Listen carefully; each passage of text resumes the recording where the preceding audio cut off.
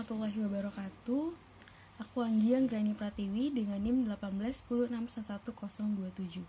Di video ini, aku akan mempresentasikan mengenai perbandingan hukum perdata di dalam ranah perkawinan dan catatan sipil. Kasus dari perbandingan hukum perdata di dalam ranah perkawinan ini yaitu di mana seorang perempuan asal Indonesia bernama Ayusita menikah dengan seorang WNA berwarga negara Jerman bernama Clovis Sennemann. Dari pernikahan mereka lahirlah seorang anak laki-laki yaitu yang bernama Kevin Sennemann yang saat ini berusia 4 tahun.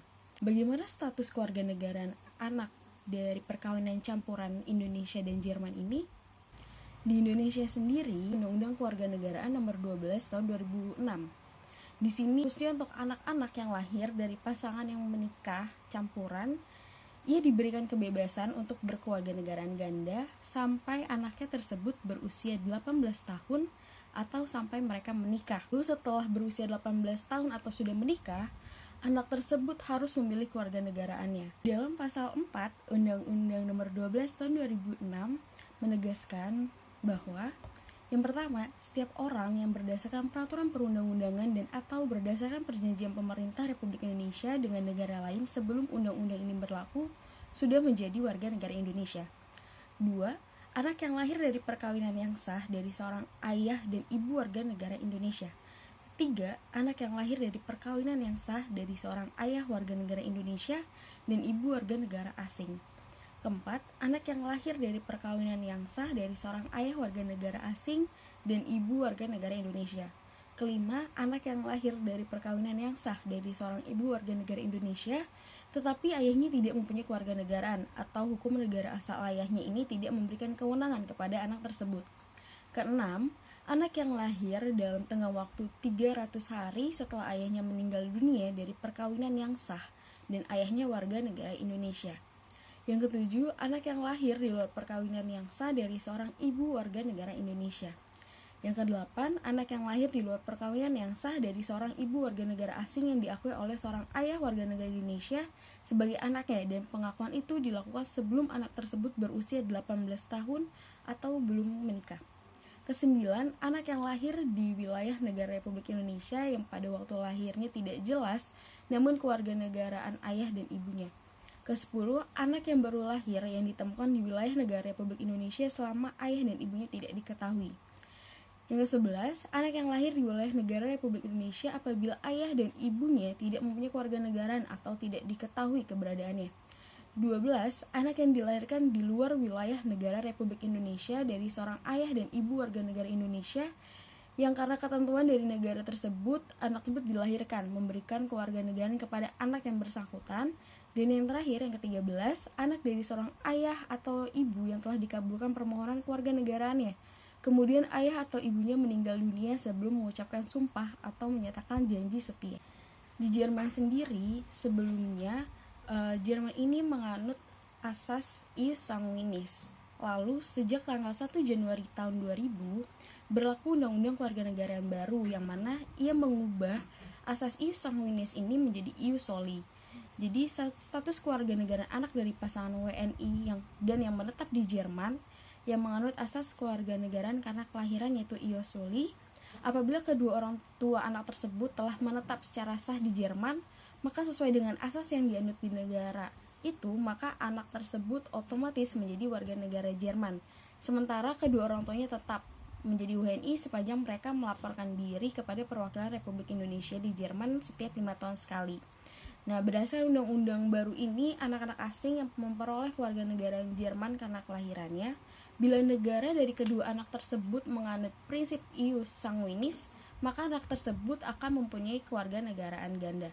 Dalam kasus ini, Jerman memberi batasan bahwa anak tersebut hanya dapat memegang kewarganegaraan Jerman sampai 5 tahun sejak ia berumur 18 tahun. Dan setelah ia berumur 23 tahun, ia harus memilih salah satu kewarganegaraannya. Apakah ia memiliki kewarganegaraan Jerman atau kewarganegaraan lainnya, dalam hal ini kewarganegaraan Indonesia. Oleh karena itu, bila ia ingin tetap menjadi warga negara Jerman, sebelum ia ulang tahun yang ke-23, ia harus menyerahkan bukti bahwa ia telah kehilangan kewarganegaraan lainnya. Nah, maka dengan demikian, untuk mencegah masalah status kewarganegaraan ganda tanpa pengecualian dan tanpa kewarganegaraan baik dari status kewarganegaraan yang lahir dari sistem kelahiran maupun sistem perkawinan, maka di Undang-Undang Kewarganegaraan di Indonesia dan Jerman ini mengakomodasi asas kewarganegaraan tunggal dan asas kewarganegaraan ganda terbatas. Asas kewarganegaraan tunggal ini merupakan asas kewarganegaraan yang menentukan bahwa hanya ada satu kewarganegaraan bagi setiap orang. Sedangkan asas kewarganegaraan ganda terbatas ini merupakan asas yang menentukan kewarganegaraan ganda bagi anak-anak yang belum dewasa atau belum berusia 18 tahun atau belum pernah menikah. Nah, hal ini merupakan suatu pengecualian dengan suatu pertimbangan bahwa anak-anak masih belum dewasa yang secara yuridis ini dianggap belum memiliki kecakapan dalam lalu lintas hukum. Jadi, dalam menyikapi status kewarganegaraan bagi anak perkawinan campuran, di Indonesia dan Jerman ini memiliki kesamaannya, yaitu sama-sama memberikan status kewarganegaraan ganda bagi anak perkawinan campuran tersebut. Namun, status tersebut diberikan tidak untuk selamanya. Status kewarganegaraan yang diberikan yaitu status kewarganegaraan terbatas, di mana saat anak tersebut sudah dewasa, dalam hal ini berusia 18 tahun atau sudah menikah, si anak ini harus menentukan pilihan kewarganegaraannya. Di dalam catatan sipil ini akan membahas mengenai perpindahan kewarganegaraan, di mana sepasang suami istri ini berbeda kewarganegaraan, yaitu istrinya bernama Gania Ayu berkewarganegaraan Indonesia dan suaminya bernama Harry Styles berkewarganegaraan Amerika Serikat. Mereka telah hidup bersama selama 10 tahun di Indonesia. Lalu, Harry Styles memutuskan untuk berpindah kewarganegaraan menjadi warga negara Indonesia. Lalu bagaimanakah pengaturan mengenai perpindahan kewarganegaraan di Indonesia dan di Amerika Serikat? Di dalam pasal 26 ayat 1 Undang-Undang 1945 menyatakan bahwa yang menjadi warga negara Indonesia adalah orang-orang bangsa Indonesia asli dan orang-orang bangsa lain yang disahkan dengan undang-undang sebagai warga negara. Dari sistem kewarganegaraan ini, Indonesia hanya mengenal konsep mono-citizenship atau prinsip kewarganegaraan tunggal, bahwa seorang warga negara Indonesia akan kehilangan kewarganegaraan apabila memperoleh kewarganegaraan lain atas kemauannya sendiri.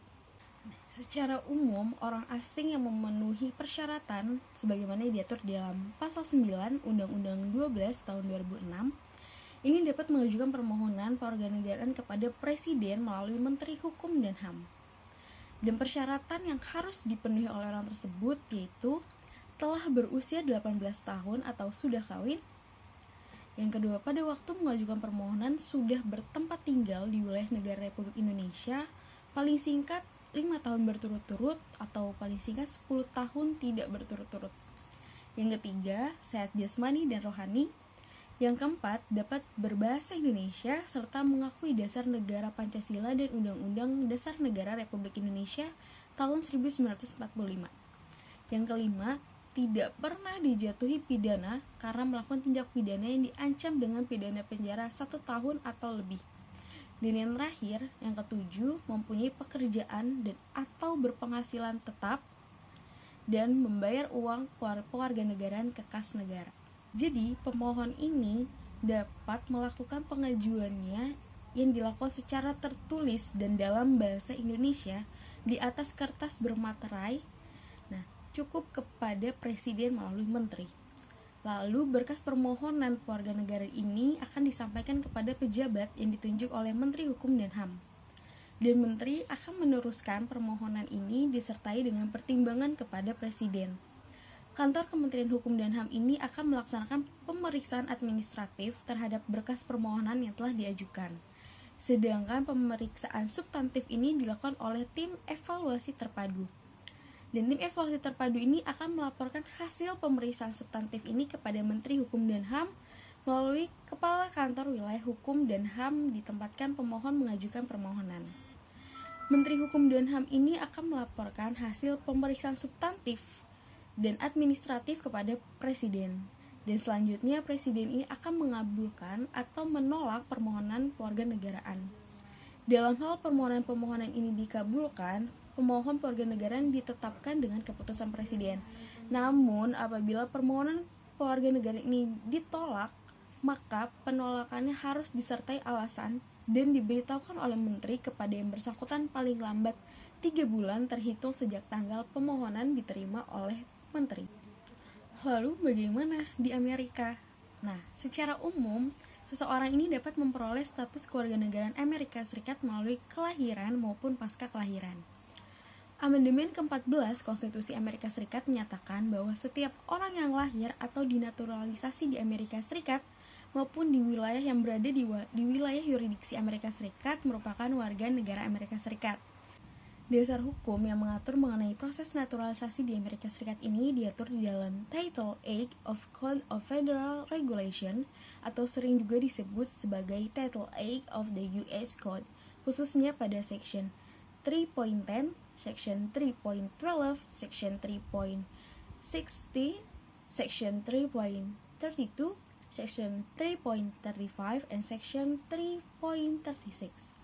Persyaratan umum naturalisasi di Amerika ini secara garis besar memiliki kesamaan dengan Indonesia, yaitu yang pertama, berusia minimal 18 tahun pada saat mengajukan kewarganegaraan dan mengisi formulir khusus yang telah disediakan. Yang kedua, bermukiman secara tetap di wilayah Amerika Serikat dalam kurun waktu minimal 5 tahun.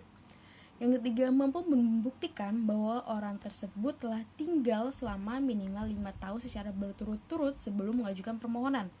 Yang keempat, membuktikan bahwa orang tersebut benar-benar berada di Amerika Serikat minimal selama 30 bulan dalam kurun waktu selama 5 tahun, sebagaimana dimaksud pada angka 3 di atas.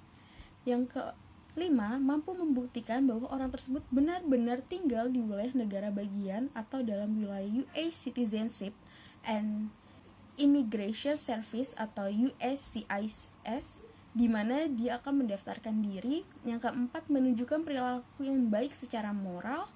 Yang kelima, memperlihatkan ketertarikan dengan prinsip-prinsip konstitusi Amerika Serikat. Yang kedelapan, mampu membaca, menulis, dan berbicara dalam bahasa Inggris dalam level dasar. Yang kesembilan, memiliki kemampuan dasar untuk memahami sejarah negara Amerika Serikat dan sistem pemerintahannya. Dan yang ke-10, melafalkan sumpah setia menjadi warga negara Amerika Serikat. Adapun proses permohonan kewarganegaraan di Amerika ini pada pokoknya ini melalui beberapa tahapan utama. Yang pertama, dari proses kewarganegaraan ini melalui penyampaian permohonan untuk menjadi warga negara Amerika Serikat kepada Jaksa Agung atau pejabat lain yang ditunjuk oleh USCIS. Permohonan tersebut harus disertai dengan uraian tentang fakta-fakta kondisi yang sebenarnya dari si pemohon. Permohonan juga harus disertai dengan isian formulir permohonan sesuai dengan ketentuan yang telah diatur.